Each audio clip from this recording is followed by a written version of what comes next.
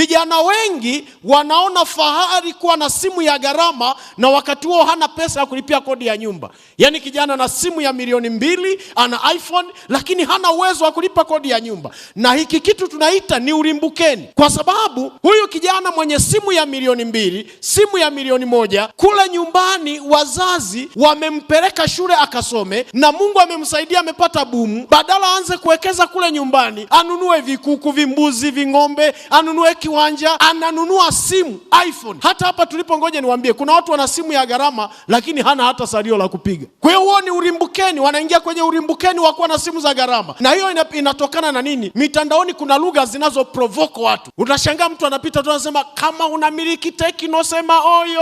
Kwa hiyo unajisikia haya, mimi kweli ndiye mwenye Tecno. Alafu mwingine anakuambia, kama unamiliki kiswaswadu sema oyo. Sasa mtu anasema nitaachana na kiswaswadu. Ngoja niwaambie kabla sijaenda mbali, jikubali katika maisha ulionayo kwa wakati huo. Usiwe limbukeni wa maisha. Na hiki ndicho kinapelekea wengine wanakana maisha waliotoka.